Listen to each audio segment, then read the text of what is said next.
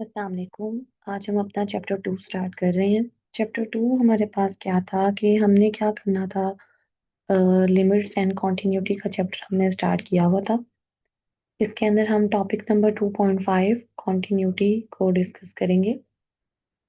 सबसे पहले हम एग्जांपल्स देखेंगे 1, 3, 5, 6 एंड 7। फिर हम एक्सरसाइज 2.5 से कुछ एक्सरसाइज करेंगे। तो हम सबसे पहले जाते हैं कि हमारे पास कॉन्टिन्यूटी है क्या। सबसे पहले हमारे पास इसकी डेफिनेशन है। हम क्या कहते हैं कि एक function F of x continuous होता है एक इंटीरियर पॉइंट सी के ऊपर डोमेन के अंदर सिर्फ तब जब वो तीन कंडीशंस को सेटिस्फाई करता है। Number one, F of C exist करना चाहिए। ठीक है, यानी कि आपने एक डोमेन थी, उसके अंदर से आपने एक पॉइंट लिया। Let's say this is your domain. इस डोमेन के अंदर ये कोई एक पॉइंट है विच इज सी। इस पॉइंट के ऊपर हम कहते हैं हमारा फंक्शन डिफाइंड होना चाहिए। ठीक है। नेक्स्ट है हमारी लिमिट एग्जिस्ट करनी चाहिए। लिमिट एग्जिस्ट क्राइटेरिया क्या था कि left hand limit right hand limit के इक्वल होनी चाहिए। ठीक है ना, याद है ना आप लोगों को, हमने पढ़ा था लेफ्ट हैंड लिमिट जो लेफ्ट साइड से हमारी पॉइंट को अप्रोच करते हैं हम, और राइट हैंड लिमिट क्या थी कि हम राइट साइड से अप्रोच करते थे। थर्ड पॉइंट क्या है कि हमारे पास डिफाइंड वैल्यू और लिमिट वैल्यू सेम होनी चाहिए। ठीक है, तो मेन पॉइंट्स आपके पहले दो हैं कि आपके पास उस पॉइंट पे फंक्शन डिफाइंड हो, लिमिट एग्जिस्ट करे, लिमिट वैल्यू और डिफाइंड वैल्यू इक्वल होनी चाहिए। अगर इन तीनों में से कोई एक भी कंडीशन सेटिस्फाई नहीं हो रही तो आपका फंक्शन कॉन्टिन्यूस नहीं होगा। ठीक है, अच्छा अब हम सेट कहते हैं कि इसके अलावा सिंपल वर्ड्स में कॉन्टिन्यूटी क्या चीज़ है। whose graph can be sketched over its domain in one continuous motion without lifting the pencil is an example of continuous function। यानी कि हम एक ऐसा फंक्शन जिसका ग्राफ बनाए तो उसके अंदर हम अपनी पेंसिल को मूव ना करें, एक तसलसल कायम रहना चाहिए, एक कॉन्टिन्यूटी होनी चाहिए, तो उसको हम क्या कहेंगे कि उस केस के अंदर हमारा फंक्शन क्या है। हमारा फंक्शन जो है वो हमारे पास कॉन्टिन्यूस होगा। जैसे कि मैंने यहाँ पे ग्राफ ड्रॉ करना है लेट्स से, तो मैं क्या करूंगी, मैं कहती हूँ कि इस तरह से मेरे पास जो है वो ग्राफ बन गया। ठीक है, ये ना हो कि उसके अंदर कोई ब्रेक आ रही हो कि पहले मेरा ग्राफ ऐसे था, मेरा ग्राफ कुछ इस तरह से है, फिर मेरा ग्राफ कुछ इस तरह से है। इस तरह से ब्रेक ना आ रहे हो, जम्प्स ना आ रही हो, तो ऐसा फंक्शन जिसमें जम्प्स आएंगी ब्रेक्स आएंगे वो आपके पास कॉन्टिन्यूस फंक्शन नहीं होगा। ठीक है, या फिर आपका ग्राफ कुछ इस तरह का हो। ठीक है, हम इस तरह से बनाते हैं जिसके अंदर कुछ कॉर्नर्स बन रहे हो, लेट्स से दिस तरह से, ये फिर यूं, फिर कुछ ये इस तरह से कॉर्नर आया और फिर कुछ इस तरह। ठीक है, तो ये कुछ इस तरह मैंने कॉर्नर्स बनाए हैं, इस ये वाले कॉर्नर्स।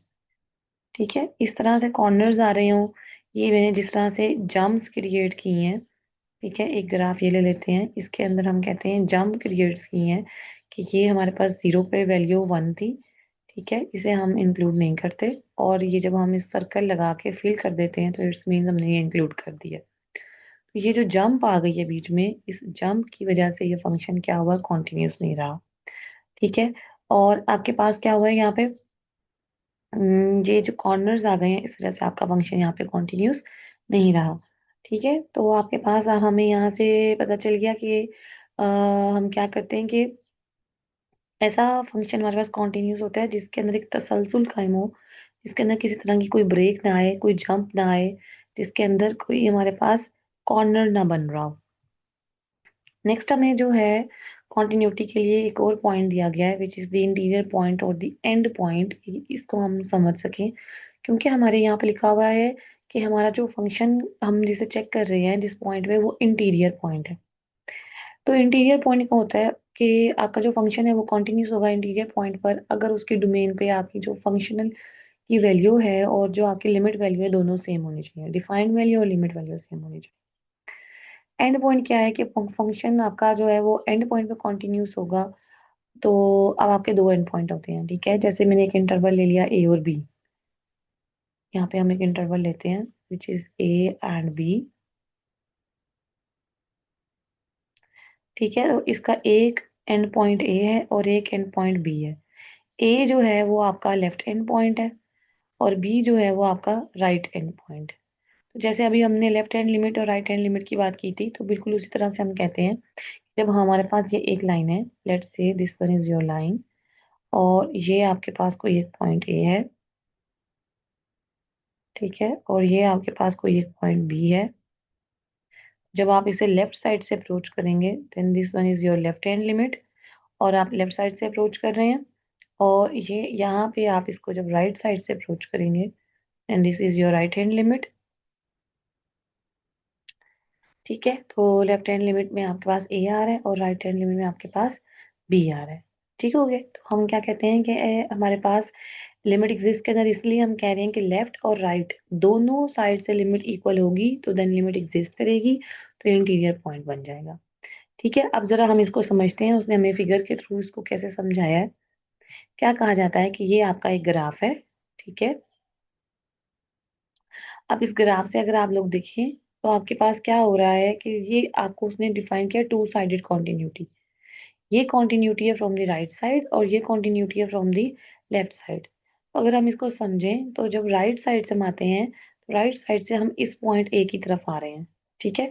अच्छा, अब जब ए की तरफ आ रहे हैं और अब यहाँ बी की तरफ जा रहे हैं तो हमें समझना है कि ए के ऊपर पॉजिटिव साइन क्यों है और बी के ऊपर नेगेटिव साइन क्यों है। तो मैंने आपको ये बात पहले भी समझाई थी लेकिन दोबारा अभी एक्सप्लेन कर देती हूँ।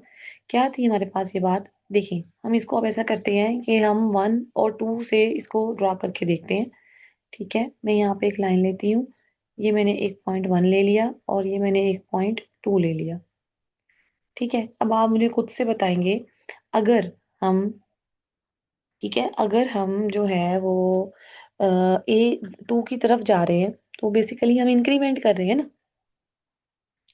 ये देखिए, हम क्या कर रहे हैं, जब हम 2 की तरफ जा रहे हैं, ठीक है, तो हम क्या कर रहे हैं, इंक्रीमेंट कर रहे हैं।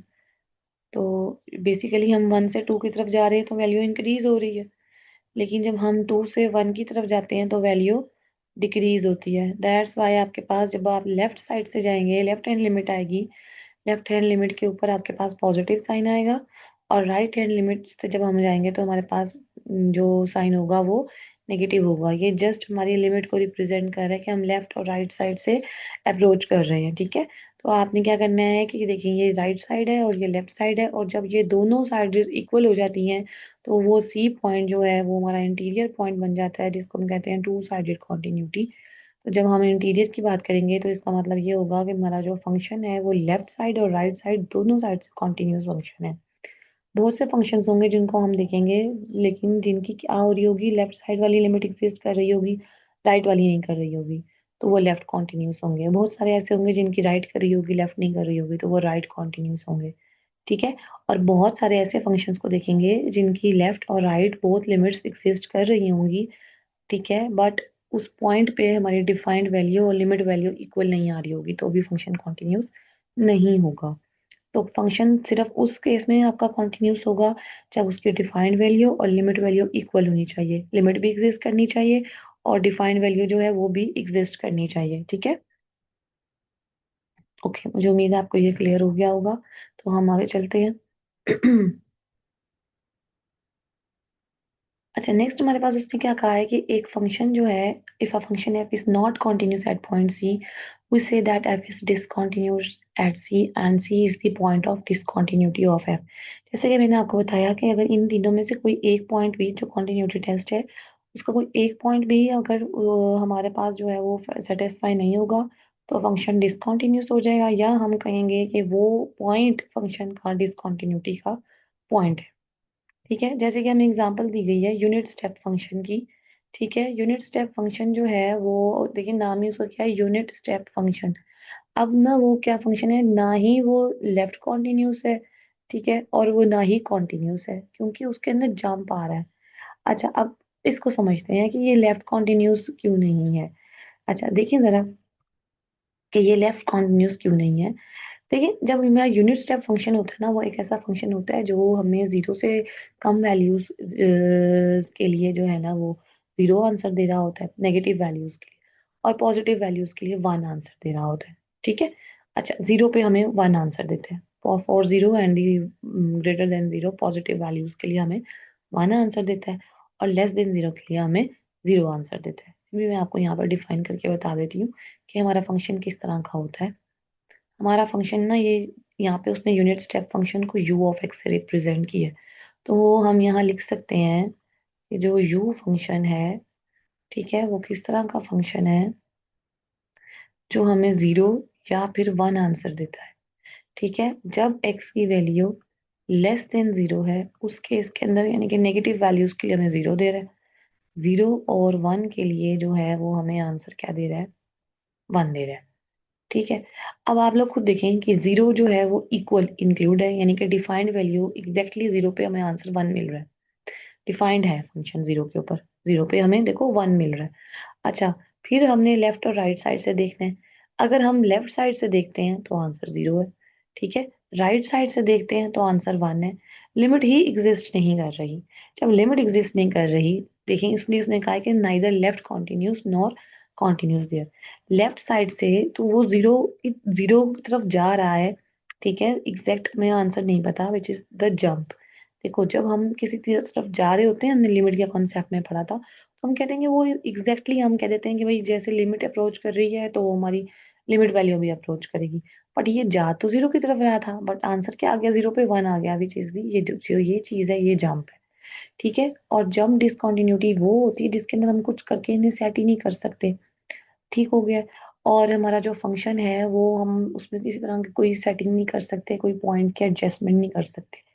तो आपके पास जो है यहाँ पे ये जंप डिसकंटिन्यूटी क्या होगी, जहाँ पे आपके फंक्शन की डिफाइंड वैल्यू और द लिमिट वैल्यू सेम नहीं है, उसके अलावा लिमिट भी एग्जिस्ट नहीं कर रही, तो फंक्शन कॉन्टिन्यूस नहीं होगा। ठीक है, यहाँ पे हमें एक और एग्जांपल दी हुई है, हमने लिमिट के अंदर भी ये एग्जांपल की थी। तो आप लोगों को याद होगा, जब हमने लिमिट का टॉपिक किया था उसमें हमने ये एग्जांपल की थी। अब हम जरा कॉन्टिन्यूटी के अंदर देखते हैं, यहाँ पे क्या लिखा हुआ है, function is continuous on interval 0 to 4 except 1 2 and 4। भाई 1 2 और 4 में वो कहता है कि ये कॉन्टिन्यूस नहीं है, अदरवाइज ये हर पॉइंट पे कॉन्टिन्यूस है। अब जरा हम पहले 1 के लिए देखते हैं। ठीक है, अच्छा, 1 के ऊपर अगर हम डिफाइंड वैल्यू देखें तो 1 पे डिफाइंड वैल्यू हमें 1 मिल रही है। ठीक है, तो हम यहाँ पे कह सकते हैं कि हमारे पास f(1) जो है वो 1 के इक्वल है, डिफाइंड वैल्यू की। अब नेक्स्ट हमने लिमिट वैल्यू देखनी है।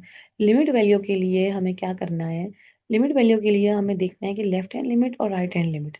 अगर हम लेफ्ट साइड से देखें, ठीक है, तो भी हम जो है वो 1 की तरफ ही जा रहे हैं। देखें, क्या हम 1 की तरफ जा रहे हैं, नो। ठीक है, अच्छा, अब राइट साइड से देखें, राइट साइड से भी क्या आप 1 की तरफ जा रहे हैं, देखिए बताइए ना। देखिए, उसने क्या कहा है कि आपके पास जब 1 है तो उस पर आंसर क्या है, 1। लेकिन लिमिट वैल्यू क्या है, जब जैसे जैसे 1 की तरफ जा रहे हैं आंसर क्या हो रहा है, 0 हो रहा है। तो योर लिमिट वैल्यू इज 0। ठीक है, तो हम यहाँ पे क्या लिखेंगे, जो हमारी लिमिट वैल्यू है, ठीक है ना, वो हमारे पास 1 पर क्या है, 0। तो हमारी जो लिमिट वैल्यू है और डिफाइंड वैल्यू है वो तो सेम ही नहीं है। 1 इज नेवर इक्वल्स टू 0, तो इस वजह से हमारा फंक्शन 1 पे कॉन्टिन्यूस नहीं है। अच्छा, अब नेक्स्ट पर आए। नेक्स्ट जो है आपको दिया हुआ है, ठीक है, नेक्स्ट पे देखें। अब हम जरा इसको चेक करते हैं कि क्या ये फंक्शन 2 पे कॉन्टिन्यूस है। ओके, देखते हैं। देखें, 2 पर हमें जो इसकी डिफाइंड वैल्यू मिल रही है वो 2 मिल रही है। ठीक है, डिफाइंड वैल्यू क्या मिल रही है, 2 मिल रही है। बट लिमिट वैल्यू देखें तो वो आपके पास लेफ्ट साइड से भी और राइट साइड से भी किस तरफ जा रही है, 1 की तरफ जा रही है। तो जब हम इसको लिखेंगे तो हम क्या लिखेंगे कि हमारे पास क्या हुआ, यहाँ लिखते हैं f(2) हमारे पास 2 है, डिफाइंड वैल्यू हमारी 2 है, बट लिमिट वैल्यू एट 2 हमारे पास क्या है, 1 है। ठीक है, तो हमारी लिमिट वैल्यू और हमारी डिफाइंड वैल्यू तो सेम ही नहीं है, इसलिए हमारा फंक्शन यहाँ पे भी कॉन्टिन्यूस नहीं है। अच्छा, नेक्स्ट पॉइंट पर आते हैं। जब नेक्स्ट पॉइंट पर आएंगे आप लोग, अच्छा, अब आप फिर देखिए, 3 पे आपकी डिफाइंड वैल्यू क्या है, 2 है। ठीक है, 3 पे आपकी डिफाइंड वैल्यू 2 है। अब आप लेफ्ट साइड से जब जा रहे हैं तब भी 2 है, और राइट साइड से जब इसको अप्रोच कर रहे हैं तब भी आपकी वैल्यू 2 है। तो हम ग्राफ से अब सिर्फ देख के बता रहे हैं फंक्शन कॉन्टिन्यूस है या नहीं। हमें किसी तरह का कोई फंक्शन गिवन नहीं है, हमें एक ग्राफ, एक कर्व, एक स्केच दिया गया था। उस स्केच से हम देख रहे हैं, तो हमें नजर आ रहा है कि हमारा जो फंक्शन है यहाँ पर इस पॉइंट के ऊपर अब क्या हो गया है, कॉन्टिन्यूस हो गया है। क्यों कॉन्टिन्यूस हो गया है, और हम यहाँ पे यही पॉइंट बताने लगे हैं, हमारा फंक्शन इसलिए कॉन्टिन्यूस हो गया है क्योंकि हमारे पास हमारी डिफाइंड वैल्यू 3 पर वो भी 2 है और हमारी लिमिट वैल्यू वो भी हमारे पास 2 ही है। ठीक है। ओके, अब हम नेक्स्ट पॉइंट की तरफ जाते हैं।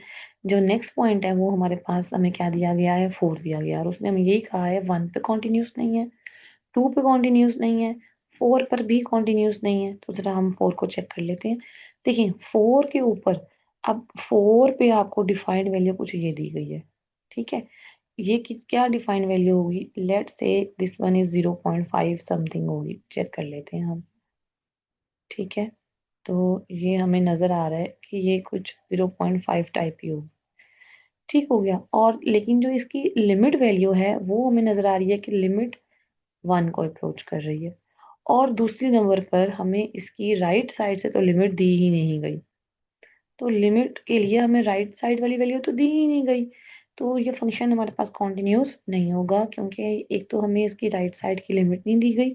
दूसरे नंबर पे अगर हम सिंपल वे में बात करें तो हमें जो फंक्शन की एग्जैक्ट 4 पे वैल्यू दी गई है वो लाइक 0.5 टाइप कुछ दी गई है। ठीक है, और जो लिमिट की सिर्फ हम जो लेफ्ट साइड से लिमिट अप्रोच कर रही है, ठीक है, 4 को, अगर हम उसको देखेंगे जैसे जैसे एक्स 4 की तरफ जा रहा है, हमारी वाई की वैल्यू जो है वो 1 की तरफ जा रही है। तो हमारी जो लिमिट है वो बेसिकली 1 दी गई है।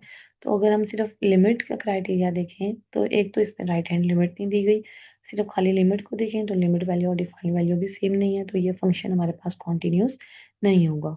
ठीक है। अच्छा, ये बिल्कुल वही चीज़ है जब पहले लिमिट को हम डिस्कस कर चुके हैं, हम जस्ट हमने इसके अंदर एक डिफाइंड वैल्यू का कॉन्सेप्ट लगाया है। ठीक है, तो कुछ भी न्यू नहीं है, अगर आपको फिर भी समझ में ना आए तो आप पूछ सकते हैं। अच्छा, नेक्स्ट हम आगे चलते हैं। नेक्स्ट हमें कुछ इसकी कॉमन टाइप्स बताई गई हैं डिसकंटिन्यूअस की। अगर हम पहला ग्राफ देखें तो ये फंक्शन कॉन्टिन्यूअस है।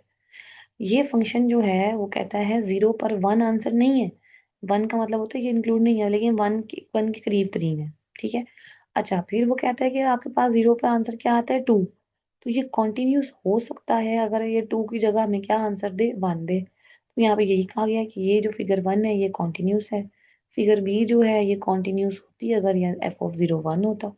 और फिगर सी में हम यही कह रहे हैं कि फंक्शन कॉन्टिन्यूस हो सकता है अगर आंसर 0 पर 1 2 की जगह 1 हो जाए। इसको हम कहते हैं कुछ रिमूवेबल टाइप डिसकंटिन्यूटी की, मतलब कि हम कुछ करके उस पॉइंट को रिमूव कर दें जिसपे फंक्शन डिसकंटिन्यूस हो रहा था। यहाँ पे हम एक एग्जांपल लेते हैं, जैसे लिमिट एक्स अप्रोच करिए 1 को x square minus 1 over x minus 1। लेकिन जैसे ही मैं इसके अंदर लिमिट पुट करूंगी, ठीक है, लिमिट पुट करने पे मुझे इसका आंसर मिलता है 0/0। ठीक हो गया ना, यही आंसर मिलता है ना 0/0। तो जब मैंने इसके अंदर अपना आंसर पुट किया तो वो मुझे क्या मिला, 0/0। जब हम क्या करेंगे, इसे हम रेशनलाइज भी कर सकते हैं, फैक्टराइज भी कर सकते हैं। हम इसके अंदर अलजेब्राइक अपना फॉर्मूला यूज करेंगे ए स्क्वायर माइनस बी स्क्वायर वाला, तो हमारे पास ए माइनस बी ए प्लस बी इस तरह से फॉर्मूला बन जाएगा। ये वाला एक्स माइनस वन इस वाले एक्स माइनस वन से कैंसिल हो जाएगा। सिर्फ हमारे पास क्या बचेगा, हमारे पास एक्स प्लस वन बचेगा। तो जब हम इसके अंदर अपनी लिमिट लगाएंगे, ठीक है, तो हम यहाँ पे जब लिमिट लगाएंगे तो 1 + 1 इक्वल्स टू 2 एक डिफाइंड हमें आंसर मिल जाएगा। इसका मतलब है वो फंक्शन जो यहाँ पे 0/0 हमें फॉर्म दे रहा था, एक डिसकंटिन्यूअस फंक्शन बन रहा था, उसके अंदर से हमने क्या किया, थोड़ा सा सॉल्व करके हमने अपने उस पॉइंट को, उस नंबर को रिमूव कर दिया अपने फंक्शन के अंदर से, जिसकी वजह से फंक्शन डिसकंटिन्यूअस बन रहा था। ठीक है, तो ये रिमूवेबल डिसकंटिन्यूटी है। अगेन ये आपके पास आपका यूनिट स्टेप फंक्शन यहाँ पे आ गया है। तो ये आपको पता है यहाँ पे जंप डिसकंटिन्यूटी आपकी होती है।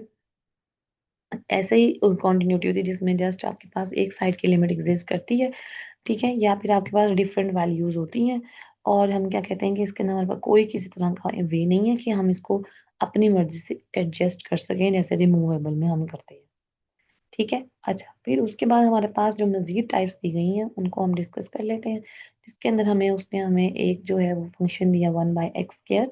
हमें नज़र आ रहा है जैसे जैसे x 0 के करीब जाता जाएगा तो हमारा जो आंसर है वो किसकी तरफ जा रहा है, इनफाइनाइट की तरफ जा रहा है। इट्स मीन्स कि हमारी जो ये डिसकंटिन्यूटी है इसको हम कहेंगे इनफाइनाइट डिसकंटिन्यूटी।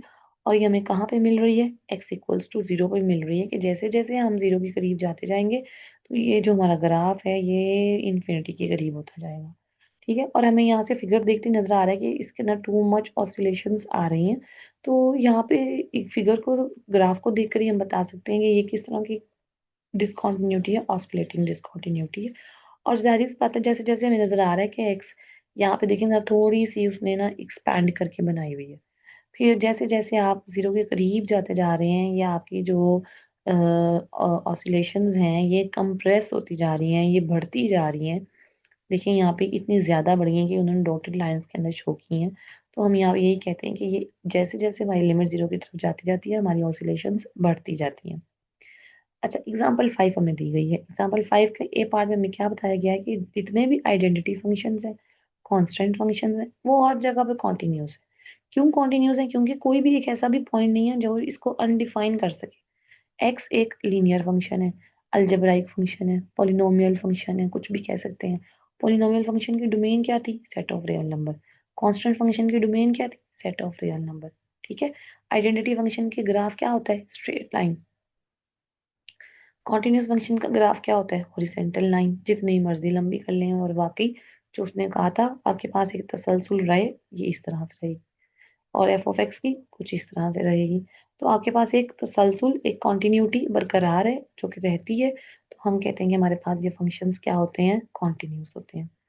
अच्छा, बी पार्ट है। बी पार्ट के अंदर हमें क्या कहा गया है कि भाई हमारे पास जो फंक्शन रेसिप्रोकल फंक्शन है 1/x, ये हर जगह पे कॉन्टिन्यूस है सिवाय जीरो के।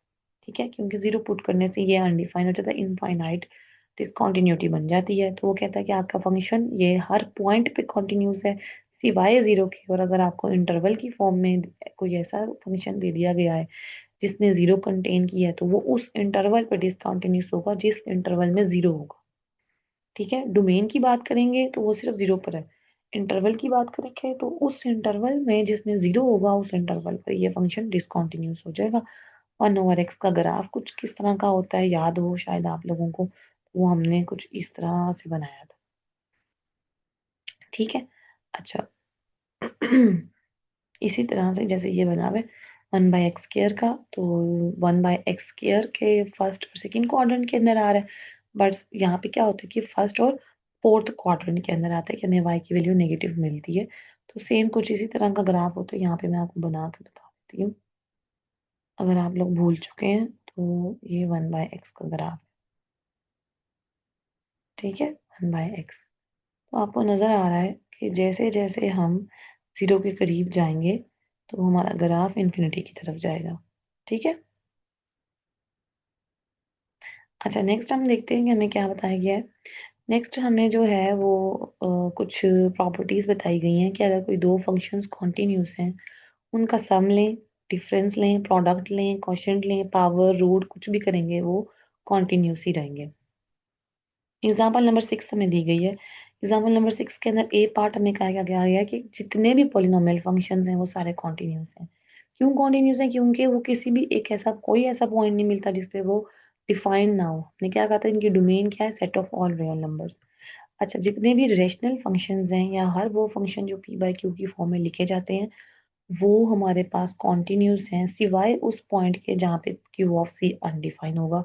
तो बेसिकली रैशनल फंक्शन की डेफिनेशन ही यही थी कि Q of C not equals to zero होना चाहिए। रैशनल नंबर की डेफिनेशन भी यही थी। तो ऐसा पॉइंट जिसपे क्यू अनडिफाइन होगा, उस पॉइंट के अलावा फंक्शन हर पॉइंट पे कॉन्टिन्यूस होगा। अच्छा, जितने भी हमारे ट्रिग्नोमेट्रिक फंक्शंस हैं like sine x, cos x, ये जो हैं वो जीरो पे कॉन्टिन्यूस हैं। इनफैक्ट वो कहता है कि ये हमारे पास हर जगह पे ही कॉन्टिन्यूस फंक्शंस हैं। ठीक है। अच्छा, एक्सरसाइज पर आते हैं। एक्सरसाइज के अंदर हमें क्वेश्चन नंबर 5 से 10 के लिए एक क्वेश्चन दे दिया गया है, और साथ में हमें उसका कुछ ग्राफ दे दिया गया है, और हमें कुछ इस तरह से उससे कुछ जो हैं वो पार्ट्स की फॉर्म के अंदर हमसे पूछा गया है, ताकि हम उसको बताएं कि इसको सारी डिटेल दें कि कहाँ पे फंक्शन डिफाइंड है, नहीं डिफाइंड। ठीक है। तो हम ऐसा करते हैं कि 1/1 हम इसको डिस्कस करते हैं। अच्छा, जैसे कि हम डिस्कशन के लिए सबसे पहले हम क्वेश्चन नंबर 5 का ए पार्ट देखते हैं। हमें क्या कहा गया है? क्या एफ ऑफ -1 एग्जिस्ट करता है? यस, एफ ऑफ -1 एग्जिस्ट करता है। Does F of -1 exist? Yes, exist. कैसे मुझे पता चला? ठीक है, हम इसको बारे में भी डिस्कस करते हैं कि हमें कैसे आइडिया हुआ। तो हम कर रहे हैं क्वेश्चन नंबर 5 का ए पार्ट, ठीक है। और इसके लिए हमने अपना आंसर दिया है यस, राइट। हमने यही आंसर दिया ना, यस। अब हमने इसको एक्सप्लेन करना है। अगर हम इसको ग्राफ के थ्रू देखते हैं तो हमें नजर आ रहा है -1 पे हमें आंसर 0 मिल रहा है, ठीक है ना। हमें -1 पे आंसर उसने 0 दिया है, ये देखिए। तो हम यहाँ पे सिंपली कह सकते हैं कि भाई f(-1) थ्रू ग्राफ हमारे पास क्या है, 0 है, सही है। ओके। अच्छा, अब जरा हम ना इसको अगेन कुछ डिटेल के साथ देखना चाहते हैं कि भाई कैसे डिफाइंड वैल्यू है, एग्जिस्ट कर रहा है। अब हम जरा इसको अपने फंक्शन के थ्रू देखते हैं। फंक्शन के अंदर उसने हमें कहा है कि अगर आपके पास, ठीक है, x लेस देन और इक्वल्स टू -1 है तो उस केस में फंक्शन किसके इक्वल है, x² -1 के इक्वल है। ऐसे कहा है ना कि आपका जो फंक्शन है वो इक्वल होगा x² -1 के। हम इसके अंदर ऐसा करते हैं कि जरा -1 पुट कर लेते हैं x की जगह पे, क्योंकि हम चेक करना चाह रहे हैं -1 पे हमारा फंक्शन डिफाइंड है या नहीं, एग्जिस्ट कर रहा है या नहीं कर रहा। तो आपको पता है -1 का स्क्वायर +1 आएगा, ठीक है। और 1 -1 क्या होता है, 0 होता है। ऐसे ही है ना, 1 -1 क्या होता है, 0। तो हम चाहे ग्राफ से देखें, ठीक है, चाहे हम इसको फंक्शन के थ्रू देखें, दोनों केस में हमारे पास ये एग्जिस्ट करता है। अच्छा, अब हम जरा इसके बी पार्ट पर आते हैं। बी पार्ट में वो क्या कहता है हमसे कि does limit X approaches to 1+1+ means के लेफ्ट साइड से हमने अप्रोच करना है 1 को, क्या लिमिट एग्जिस्ट कर रही है। तो हम सबसे पहले चेक कर लेते हैं क्या हमारे पास 1 के ऊपर लिमिट एग्जिस्ट कर रही है, ठीक है। जब हम 1 को लेफ्ट साइड से अप्रोच कर रहे हैं तो ये देखिए, जब आप 1 को लेफ्ट साइड से अप्रोच करते हैं, ठीक है, इस केस में आपको आंसर मिल रहा है 1, ठीक है ना। ये देखिए, आपको क्या आंसर मिल रहा है, 1। इट्स मीन्स यस, हमारी लिमिट एग्जिस्ट करती है। तो हम यहाँ बता देते हैं भाई हमारी लिमिट एग्जिस्ट कर रही है। और उसके ऊपर जो लिमिट है वो हमें आंसर दे रही है 1, ठीक है। ये हमने उसे ग्राफ के थ्रू देख के बताया। अब हम ऐसा करते हैं कि उसको यही सारी चीज क्वेश्चन के थ्रू, जो फंक्शन है उसके थ्रू देख के बताते हैं। अब हमें उसने क्या कहा है, 1, एग्जैक्टली 1। और 1 पॉजिटिव का मतलब है कि 1 से जो है वो हमारे पास क्या वैल्यूज हैं, छोटी वैल्यूज हैं। हम 1 से ऊपर की तरफ जा रहे हैं, ठीक है। हम 1 की तरफ जा रहे हैं मीन्स इंक्रीज कर रहे हैं। तो हमारे पास आएगा अ, यहाँ से ये, ठीक है। ओ ओ सॉरी, यहाँ पे ना मैंने थोड़ी सी गड़बड़ कर दी है, क्योंकि मुझे नजर आ रहा है कि 1 पे वैल्यू तो 1 है, बट 1 पे उसने लिमिट वैल्यू आपको 2 दी है, ठीक है ना। तो लिमिट वैल्यू उसने आपको 2 दी है। तो अभी सिर्फ वो इतना पूछ रहा है कि क्या एक्स अप्रोचेस टू 1+ पर आपकी जो लिमिट है वो एग्जिस्ट करती है, means left side limit exist करती है। तो इस बारे में हमने उसको बताना था सबसे पहले कि हमारी लेफ्ट साइड पे लिमिट एग्जिस्ट करती है या नहीं करती। तो यहाँ पे हमने उसको बता देते हैं कि यस, लिमिट एग्जिस्ट कर रही है।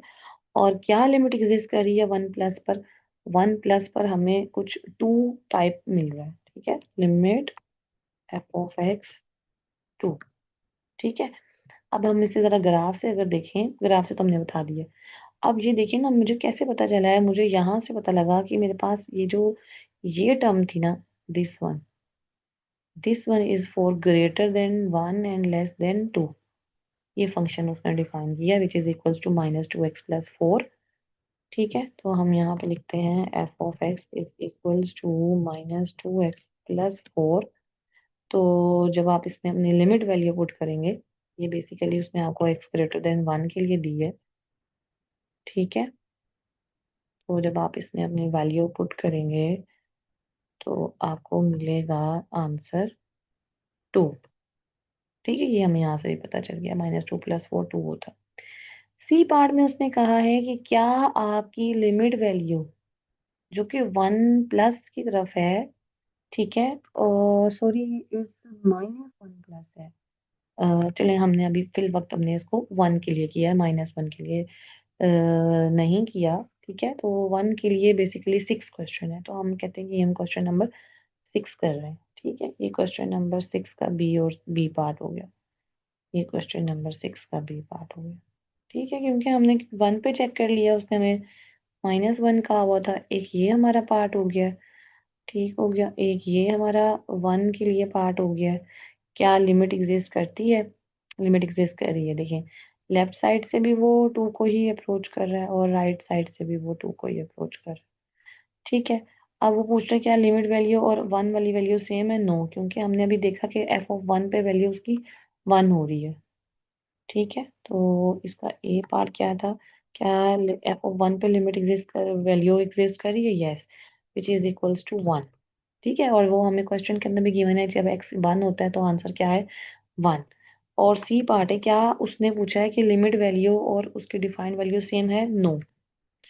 क्यों नो? क्योंकि जो लिमिट वैल्यू है वो आपके पास 2 है, और जो आपकी डिफाइंड वैल्यू है वो आपके पास 1 है, जैसे कि आप अभी देख चुके हैं। तो 2 इज नॉट इक्वल्स टू 1, तो दैट्स वाई इसका आंसर क्या है हमारे पास? इसका आंसर हमारे पास है कि नो, ठीक है। अच्छा, अब जरा हम ना इसको रेस करके आपको दोबारा दिखा देते हैं कि आपके पास जो है वो, ये आपके पास क्या है? 1 पे x इक्वल्स टू 1 पे आपकी वैल्यू क्या है? 1 है, ठीक है। अच्छा, अब हम आते हैं क्या फंक्शन कॉन्टिन्यूस होगा? डी पार्ट में वो कह रहा है is f continuous at x equals to 1? No. तो डी पार्ट में हम कहेंगे नो। क्यों नहीं है? क्योंकि आपके पास जो है वो लिमिट वैल्यू और जो आपकी डिफाइंड वैल्यू है वो इक्वल नहीं है, तो आपका फंक्शन जो है वो कॉन्टिन्यूस नहीं है, ठीक है। अच्छा, तो आपने जो है अब इसी तरह से अपने बाकी भी पार्ट्स को कर लेना है।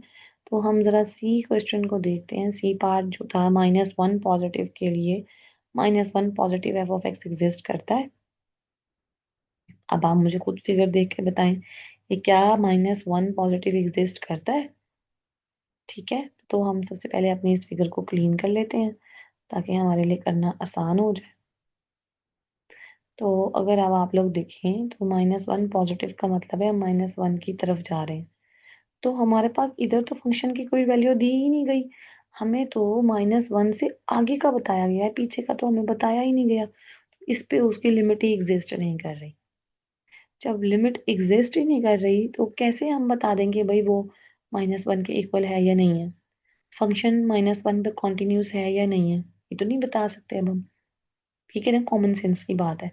अच्छा, अब देखिए यहाँ पर -1 और -1 से बड़ी वैल्यूज के लिए उसने बताया, -1 से छोटी वैल्यूज के लिए उसने नहीं बताया। उसने क्या लिखा हुआ है? x इज इक्वल्स टू और ग्रेटर देन -1।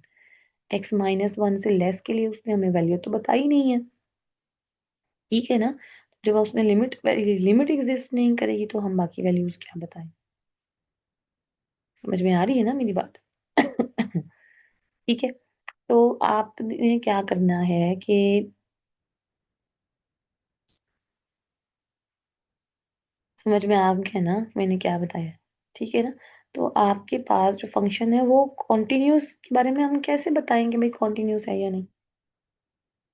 क्योंकि हमें हमें उसकी दूसरी लिमिट के बारे में तो पता ही नहीं है कि वो है क्या नहीं, सही है ना। तो आपने यहाँ पे इसको, मुझे लगता है कि आप अंडरस्टैंड कर गए होंगे। ये हमें उसने एक वैल्यू बताई है, देखिए let's say this one is -1, ठीक है। इस -1 के पास आने के दो रास्ते हैं, एक ये रास्ता है और एक ये रास्ता है। अब इस तरफ से तो हमें कुछ वैल्यू दी ही नहीं गई, ठीक है, इस तरफ से हमें कोई वैल्यू दी नहीं गई। इस तरफ से जो वैल्यू दी गई है विच इज द x² -1, ठीक है। जब आप इसकी तरफ जा रहे हैं, मतलब आगे की तरफ जा रहे हैं, वैल्यूज बढ़ेंगी, पीछे की तरफ जा रहे हैं नेगेटिव, तो इस तरफ जब हमें दी ही नहीं गई तो लिमिट एग्जिस्ट भी नहीं करेगी। तो जब आपकी लिमिट एग्जिस्ट नहीं करेगी तो डेफिनेटली तो वो फंक्शन कॉन्टिन्यूस भी नहीं होगा, ठीक है। अच्छा, 7th पर आ जाए, तो उसने क्या पूछा है कि क्या फंक्शन 2 पे डिफाइंड है look at the definition of F, is F is continuous at X equals to 2। अब वो 2 के बारे में पूछना चाह रहे हैं हमसे कि हमने 2 के बारे में बताना है कि क्या 2 पे हमारा फंक्शन कॉन्टिन्यूस है, क्या 2 पर हमारी वैल्यू डिफाइंड है। हमने ये दो बातें बतानी है। तो इसको हम बताते हैं जरा। ये 2 है आपके पास, ठीक है। जो उसने आपको 2 की लिमिट वैल्यू दी है वो देखिए आपको नजर आ रहा है 0 दी है, ठीक है। ये देखें, ये जो हम यहाँ से इस तरफ आ रहे हैं वो उसने हमें 2 दी है, 0 दी है। ये जो आप इधर से ऊपर से नीचे की तरफ आ रहे हैं वो उसने 0 दी है, लेकिन उसने इस 0 को इंक्लूड नहीं किया। इस पे देखिए सर्कल जब लगाया है तो वो जो सर्कल है बेसिकली वो सर्कल वाइट कलर का है, वो उसने ब्लू नहीं किया आपका सर्कल। अगर ब्लू करता तो it's it's mean this is your defined value. तो अब देखिए यहाँ पर किसी ये एक 2 के बारे में है, ये एक 2 के बारे में, इक्वल टू इक्वल के ऊपर उसने कुछ नहीं लिखा। कहते हैं जब x2 से छोटा होगा तो ये वैल्यू होगी, जब x2 से बड़ा होगा तो ये वैल्यू होगी। बट एग्जैक्टली 2 पे क्या वैल्यू है अब हमें ये नहीं पता। तो जब हमें क्या उसने कहा, क्या आप अपनी फंक्शन की डेफिनेशन की तरफ देखें, ये डेफिनेशन हमें दी गई है। क्या हमें फंक्शन 2 पे डिफाइंड है? नो, 2 पे तो हमें उसने वैल्यू ही नहीं दी। यानी कि वो क्या कहता है, ये देखें कुछ इस तरह से है। कहता है कि ये उसने सर्कल लगा दिया चूंकि 2 है, ठीक है। लेफ्ट साइड से जब हम आ रहे हैं 2 की तरफ तब भी 0 की तरफ आंसर जा रहा है, राइट साइड से जब हम जा रहे हैं तब भी हमारा आंसर 2 की तरफ जा रहा है। 2 पे एग्जैक्ट आंसर है क्या ये तो उसने हमें नहीं बताया। क्या फंक्शन 2 पे कॉन्टिन्यूस होगा? जब हमें उसकी डिफाइंड वैल्यू ही नहीं पता, जब हमें ये ही नहीं पता कि एफ ऑफ 2 है किसके इक्वल, तो हम उस लिमिट वैल्यू को किस डिफाइंड वैल्यू के इक्वल रखें। तो हमें एफ ऑफ 2 के बारे में पता ही नहीं है कि वो है क्या, ठीक है। लिमिट वैल्यू तो हमें पता है कि इसकी लिमिट वैल्यू 2 है,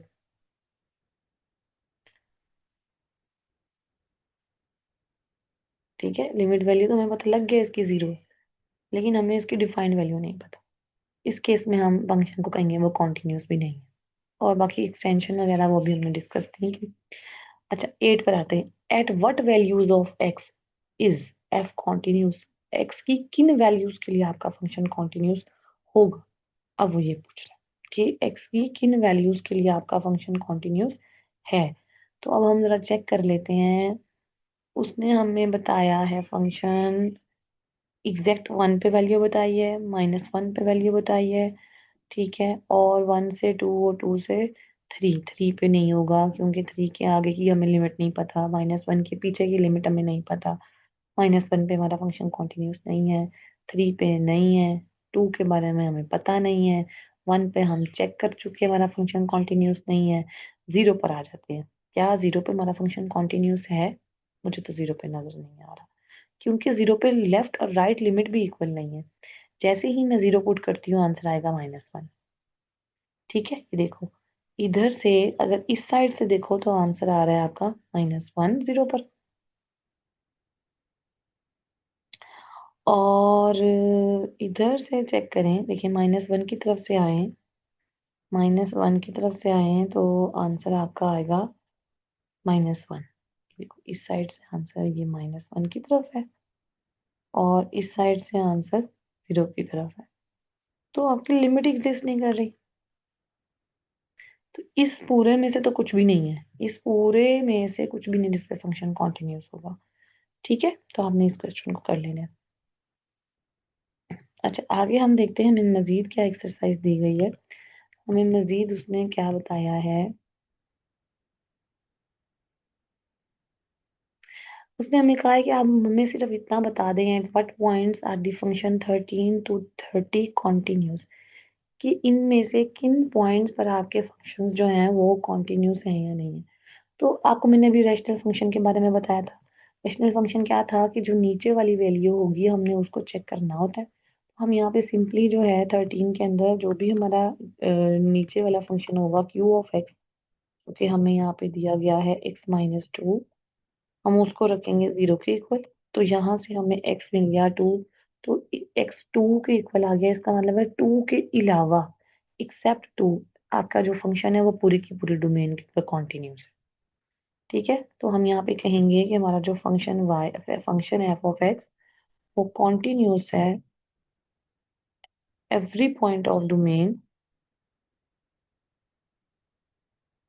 except x equals to 2।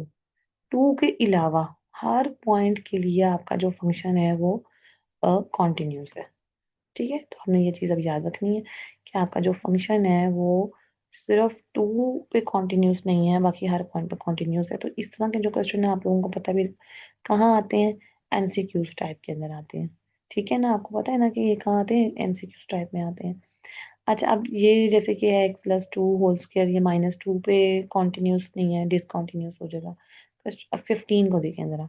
15 के अंदर जो है ना वो हमारे पास बन रहा है क्वाड्रेटिक फंक्शन बन रहा है q(x), तो हम इसको लिख सकते हैं 3 × 1 = 3, 3 और 1 4 होते हैं। ठीक है, मल्टीप्लाई करेंगे तो आपके पास बनेगा, तो आपका एक पेयर बन जाएगा x-3 और एक पेयर बन जाएगा x-1। तो जब आप इसको 0 रखेंगे तो आपको x की दो वैल्यूज मिलेंगी विच इज 1 एंड 3।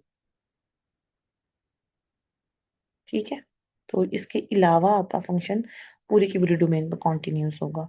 आपने इस तरह से चेक करना है। अब 17 डिवीजन ही नहीं है, आपको पता है कि जहाँ पे आपका फंक्शन पॉलिनोमियल रेशनल की फॉर्म में होता है वहां पे हमें चेक करना होता है हमारा फंक्शन जो है वो कहाँ डिसकंटिन्यूस होगा।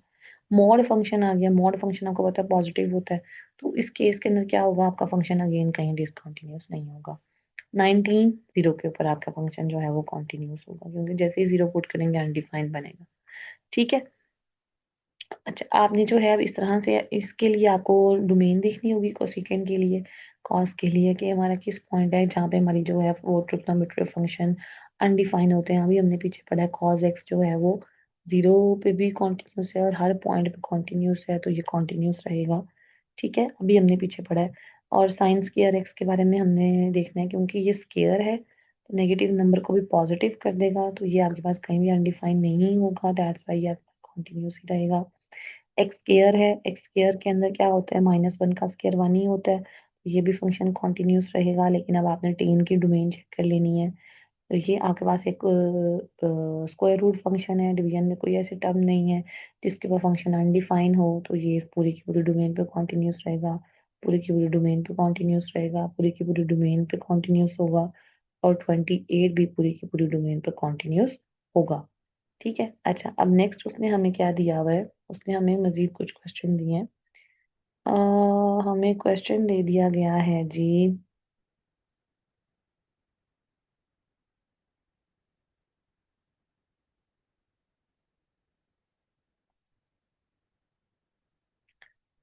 क्वेश्चन है क्वेश्चन नंबर 43। 43 में हमें क्या कहता है कि for what value of A function is continuous at every X, A की किस वैल्यू के लिए आपका फंक्शन कॉन्टिन्यूस होगा। ठीक है, तो कॉन्टिन्यूटी की डेफिनेशन कि भाई सबसे पहले फंक्शन डिफाइन होना चाहिए उस पॉइंट पर, पॉइंट हमें गिवन है। ठीक है, और उसके अलावा उसने हमें क्या बता दिया है, लेफ्ट हैंड और राइट हैंड लिमिट के बारे में कुछ बता दिया है। तो हम ऐसा करते हैं, तो जल्दी से ड्रा करके चेक कर लेते हैं कि हम इसको कैसे सॉल्व कर सकते हैं। ये देखिए, मैं यहाँ पे सबसे पहले एक लाइन लगा लेती हूँ। ठीक है, तो और मैं इसके ऊपर यहाँ पे कहीं पे 3 लिख लेती हूँ। ठीक है, अब वो कहते हैं 3 से लेस वैल्यूज के लिए आपके पास जो वैल्यू है वो है x² - 1। ठीक है, ग्रेटर देन और इक्वल, इक्वल का साइन लगा हुआ है, तो 3 से इस पे हम सर्कल को फिल कर लेते हैं, आगे तक हमारे पास वैल्यू है 2ax। ठीक हो गया। अच्छा, अब हमारी लिमिट कब एग्जिस्ट करती है, सबसे पहले मेरा आपसे यही सवाल है। लिमिट हमारी एग्जिस्ट करती है जब लेफ्ट हैंड लिमिट इक्वल होती है राइट हैंड लिमिट के। ऐसे ही है ना, जब left hand limit right hand limit के इक्वल होती है उस केस में हमारी लिमिट एग्जिस्ट करती है। ठीक है, तो यहाँ पे हम लिख देते हैं, हमने क्या लिखा है, ये हमने लिमिट एग्जिस्टेंस क्राइटेरिया लिखा है।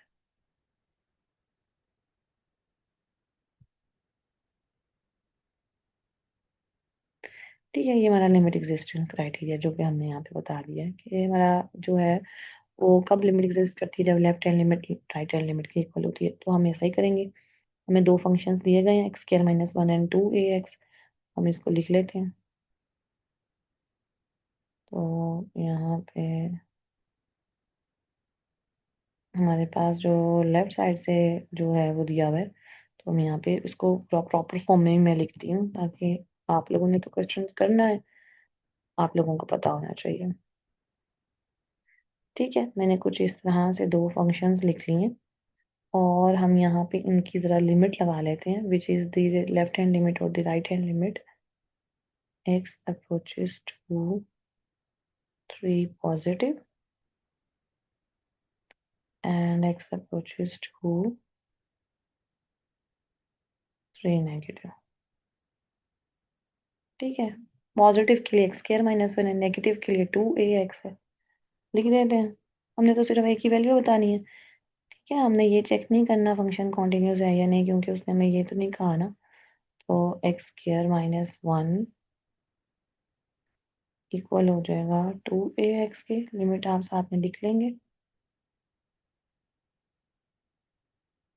हम अपनी वैल्यू पुट कर देते हैं, which is three square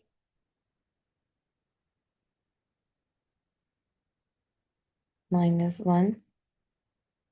9 minus one 8 होते हैं, राइट।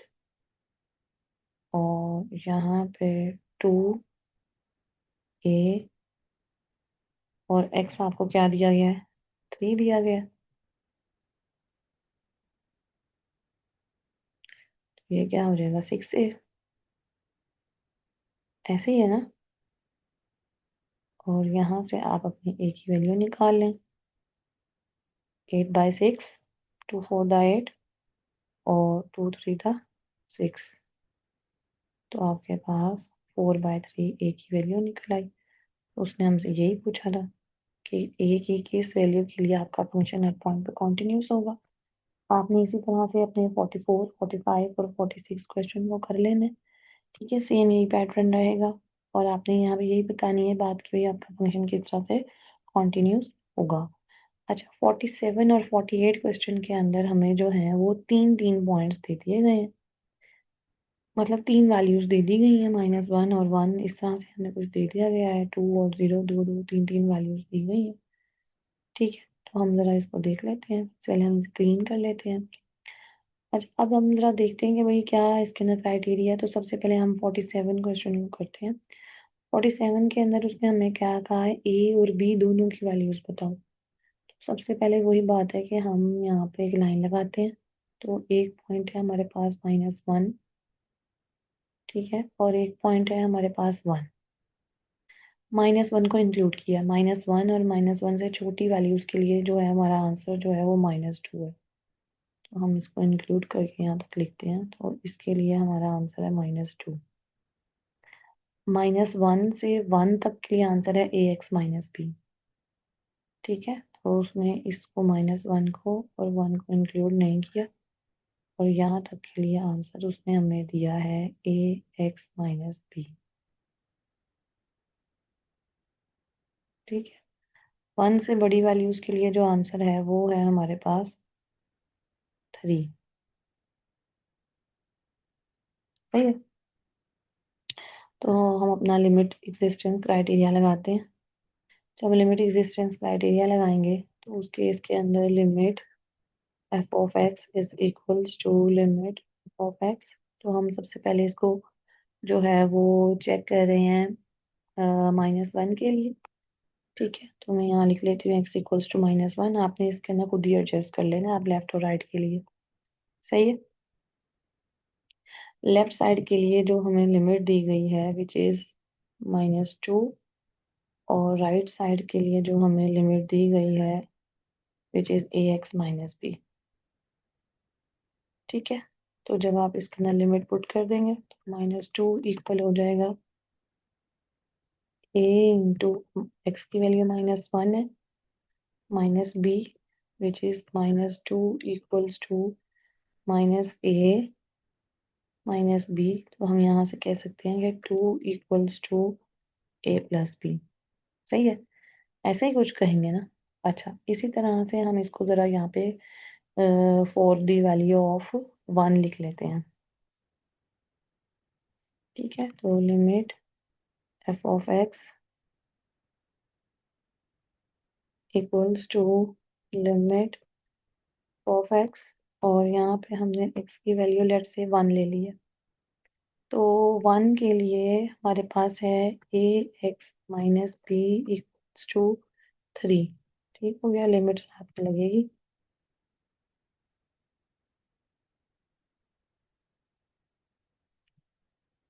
ठीक है, आपको पता है कि कांस्टेंट पे लिमिट अप्लाई नहीं होती, और हम जो है एक्स की वैल्यू 1 रखे हुए हैं, तो ए माइनस बी इक्वल्स टू 3। यहाँ से हमें ए माइनस बी क्या मिल जाएगा, 3। तो हमारी यहाँ से दो दो जो हैं वो बन चुकी हैं इक्वेशन। एक मिल गई है हमें ए प्लस बी इक्वल्स टू 2, और एक हमें मिल गई है ए माइनस बी इक्वल्स टू 3। तो क्योंकि हम दोनों को चेक करना चाह रहे हैं, और हम कह रहे हैं कि भाई क्या हमारी डिफाइंड वैल्यू और ये सब कुछ सेम होगा या नहीं होगा, हमें तो अभी नहीं कुछ और आइडिया। तो हम कैसे ए और बी की वैल्यूज फाइंड करें ना, क्योंकि उसने पूछा है for what value of A and B is continuous at every X. A और बी की वैल्यूज के लिए हर एक्स के लिए ये डिफाइंड होगा। जब हम हर एक्स की बात कर रहे हैं तो उसमें -1 भी आ रहा है, 1 भी आ रहा है, तो हम अपने इन दोनों इक्वेशंस को प्लस माइनस कर लेते हैं। तो ए प्लस बी जो है वो 2 के इक्वल है, और ए माइनस बी जो है वो आपके सामने 3 के इक्वल है। हम अपनी इन दोनों इक्वेशंस को जब ऐड करेंगे तो हमें जो आंसर मिलने वाला है which is 2a equals to 5, और यहाँ से जो हमें a मिल गया वो किसके इक्वल आ गया, 5/2 के। सही है, ऐसे ही मिल जाएगा ना हमें कि ये हमारे पास किसके इक्वल आ जाएगा, 5/2 के इक्वल आ जाएगा। अच्छा, अब आपकी जो वैल्यू निकल आई है, हमें पता है कि हम इसे कहीं भी जाके पुट करेंगे, इसमें पुट करें या इसमें पुट करें, आपको आपका b मिल जाएगा। तो हम यहाँ पे इधर पुट कर लेते हैं। a हमारे पास है 5/2, ठीक है, minus B is equals to 3। तो यहाँ पे क्या होगा, 5/2 माइनस 3 इक्वल्स टू बी। तो आपका एलसीएम आ जाएगा विच इज 2। तो 5 माइनस 6/2 इक्वल्स टू बी, और ये आपकी वैल्यू बन गई -1/2। तो यहाँ से आपको आपका बी का भी आंसर मिल चुका है। तो हमारा टारगेट यही था कि हम उसे for all values of A and B, for all values of X, A और बी निकालना चाहते थे। तो ये आपने कॉन्टिन्यूटी का टॉपिक अच्छी तरह से कर लेना है। इसके अंदर से जो मैंने क्वेश्चन बताए हैं उन्हें अच्छी तरह से कर लें, जो समझ में नहीं आता वो आपने पूछ लेना है। ठीक है, अल्लाह हाफिज।